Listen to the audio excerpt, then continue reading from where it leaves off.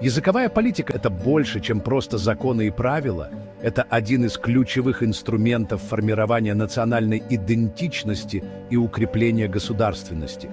В Украине языковой вопрос всегда был чувствительным, а сегодня он стал еще более актуальным. Как языковые инициативы влияют на развитие государства? Какие вызовы и возможности они создают?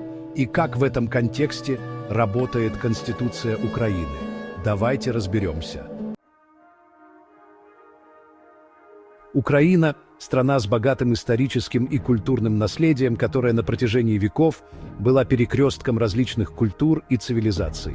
Здесь веками пересекались разные языки и традиции, создавая уникальную культурную мозаику.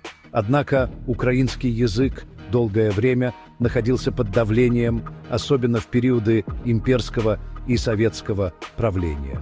В эти времена его развитие ограничивалось, а использование сокращалось, что привело к частичным культурным деформациям.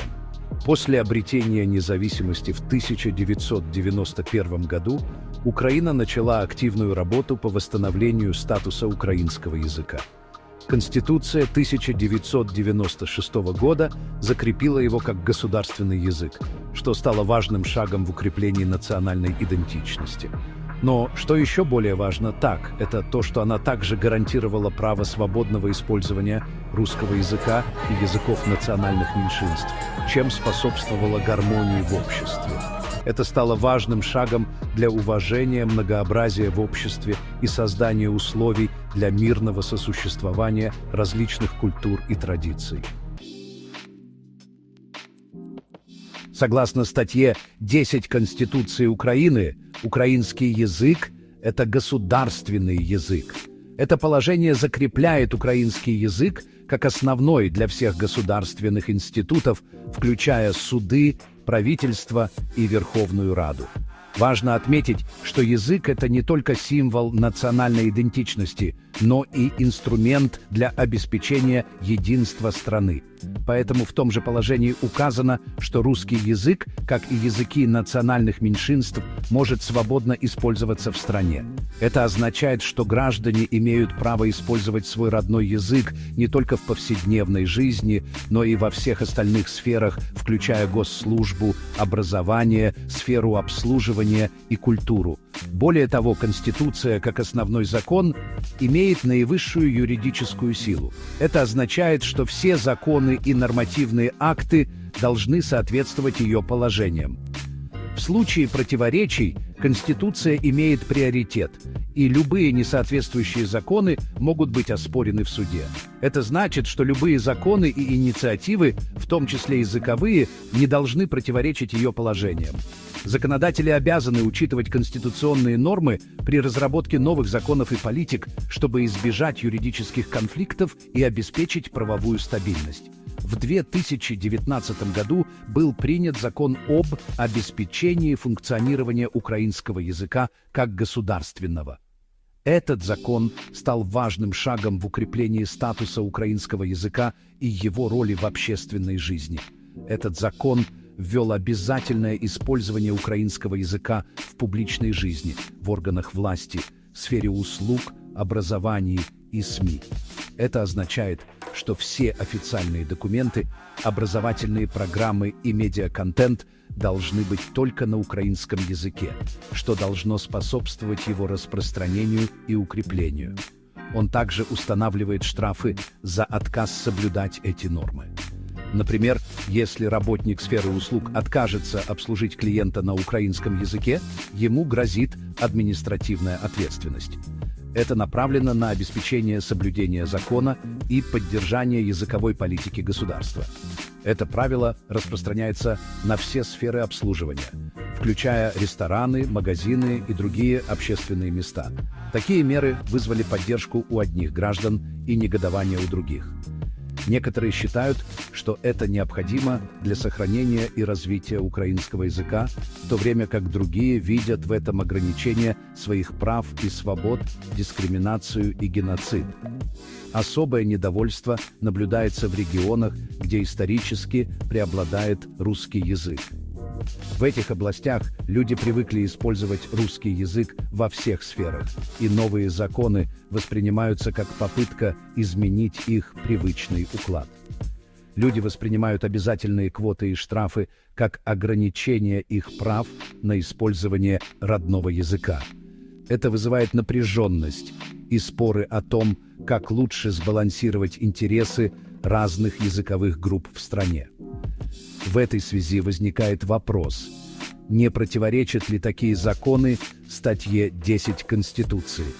Юристы и эксперты продолжают обсуждать этот вопрос, пытаясь найти баланс между защитой государственного языка и уважением прав национальных меньшинств. Санкции за использование русского языка вызывают множество споров. Эти меры, направленные на укрепление украинского языка, часто воспринимаются как дискриминационные и несправедливые, а с учетом того, что они ограничивают трудовые права, имеющие жизнеобеспечивающую функцию, и как геноцид. Во-первых, это усиливает социальное напряжение в центральных, южных и восточных регионах Украины, где русский язык исторически является доминирующим. Местные жители чувствуют, что их культурные и языковые права ущемляются. Люди чувствуют себя отчужденными от государственной политики, что подрывает национальное единство. Это отчуждение привело к росту недовольства и протестов среди населения. Во-вторых, международные правозащитные организации выражают обеспокоенность в связи с нарушением прав национальных меньшинств.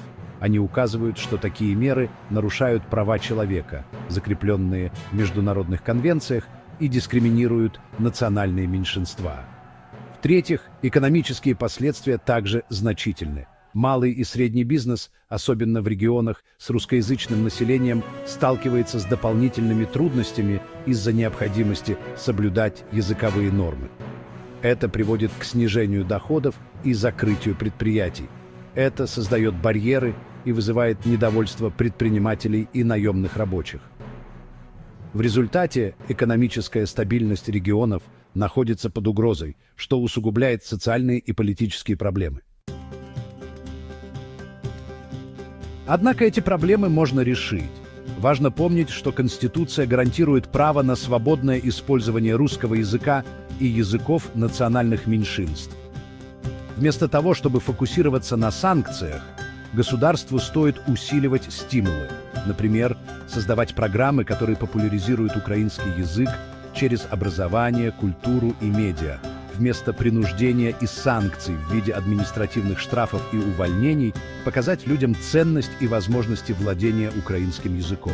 Не менее важно наладить диалог с обществом, особенно в регионах с русскоязычным населением, учитывать их мнение, привлекать к обсуждению новых инициатив, чтобы все граждане чувствовали себя частью единого государства. Языковая политика – это не просто законы. Это отражение ценностей, которые объединяют нацию. Украинский язык – символ государственности, но его продвижение должно быть гармоничным и учитывать интересы всех, без исключения граждан.